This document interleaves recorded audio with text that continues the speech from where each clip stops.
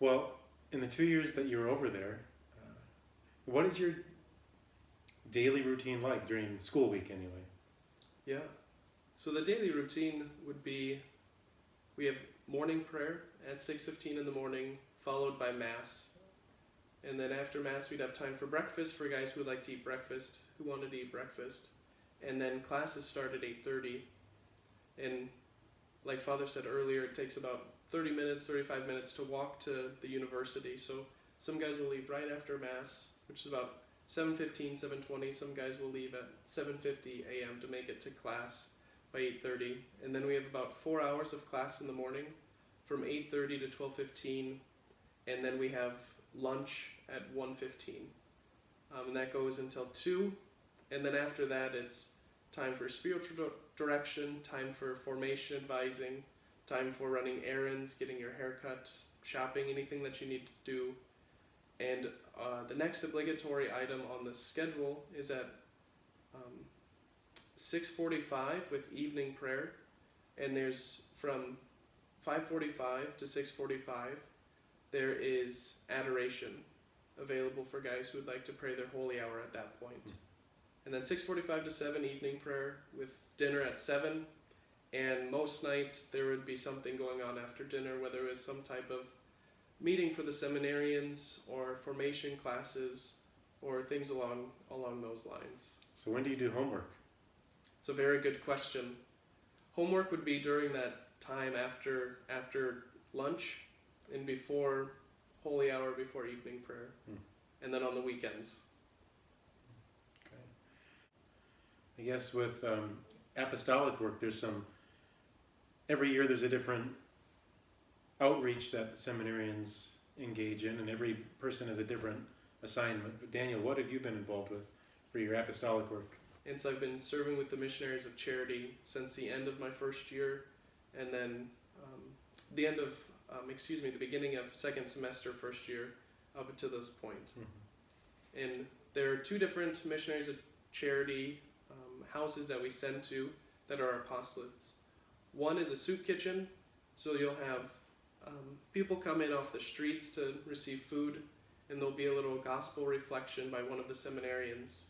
And then the other place, and this is where I serve, is a homeless shelter for men, or a men's house for extended period of time.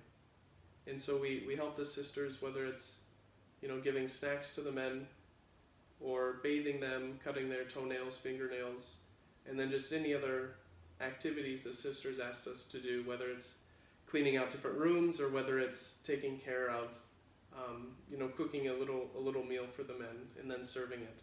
Mm-hmm. So have you had any particular encounters with residents there that really stood out to you? Meeting the Lord in someone?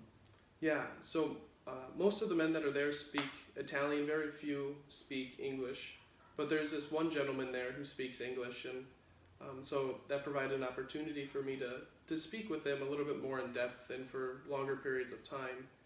And I was able to just get to know this gentleman in my time there.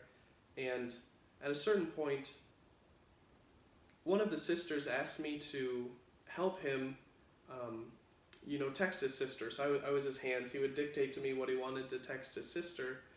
And his sister he hasn't spoken to in a few decades. And so there was a moment where they started speaking, and it was a tremendous opportunity for a reconciliation between brother and sister, and one in which I was there to be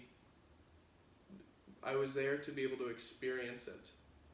And so, after he sent the text message, after I typed it out for him and he sent it, we talk about, growing up for him and just different struggles and joys that he experienced in his life.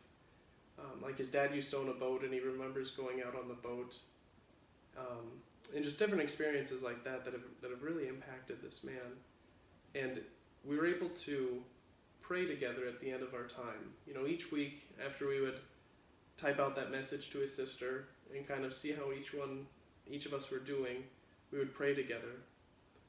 And it's incredible when, because this gentleman's not Catholic, but he's the sisters are teaching him the rosary. He desires to pray the rosary. And there was one time when we were praying, we were offering intercessions. I said, please add anything if you'd like. And so we started speaking to the Lord, and he ended this prayer with, Lord, I love you. You know that I love you. And he just kind of sat there with those words. Sometimes we've got a lot on our hearts and we can't quite find the right words to speak to the Lord. Mm-hmm.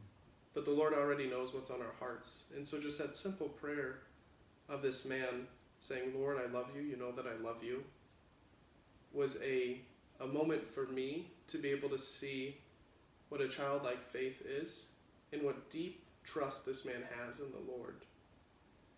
And so it was incredibly edifying and very enlightening for me to be in that position, to have that opportunity to be an instrument, a very small instrument, with how the Lord's working in this man's life. Mm-hmm. Beautiful.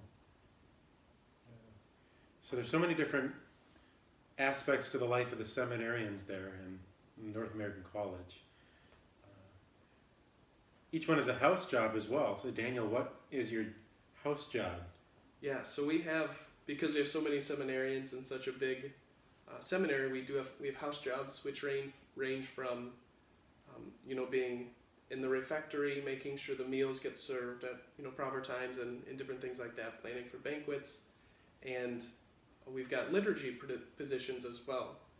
And so I, during my evaluation last year, the faculty asked me, what would what would be one of your preferences, or what would you like to do as far as a house job goes? And I said, well, it would be great to be able to help out in the liturgy in some way. And each week or each month we have a schedule. And so it lists each position or each, whether it's acolyte, server, or lector, or sacristan or MC, and it has the seminarian's last name. And so I said, it would be great if I could be MC, so that way the schedule would say MC Hammer. And so the seminary faculty got a good chuckle out of that. But I said, in all seriousness, whether it's something in the library, we have a library there, so we've got librarians that the seminarians are helping out in the library, or whether it's something with the liturgy. And so they assigned me to be sacristan. Mm-hmm. And so I have the opportunity to help set up before the liturgy, make sure the chalices, the paten, everything that we need to be able to celebrate Mass that the priest he has when he needs it. Mm-hmm. All the behind-the-scenes prep work for Mass. Do you get to scrape, so when there's incense and charcoal and incense burn and they kind of cake up in the thurible, the incense holder, do you get to scour those and remove all that gunk? So we do actually, that's another house job as well. That's a separate house job? That is a separate house job. It's a separate house job. But I have helped with that. Okay. Yeah, cleaning the thurible. It was quite an experience. I was just so happy that for our Easter celebrations here, Daniel took his expertise so that we could really smoke it up. Not only having the right number of charcoal and getting them red hot, but also using a mesh to hold the charcoal so there could be airflow not only on top of but beneath the charcoals. It was very beautiful. So bringing the knowledge from Rome to Brainerd, very beautiful. Yeah. It shows the universality of the church, Absolutely. even down to the charcoal count. Absolutely.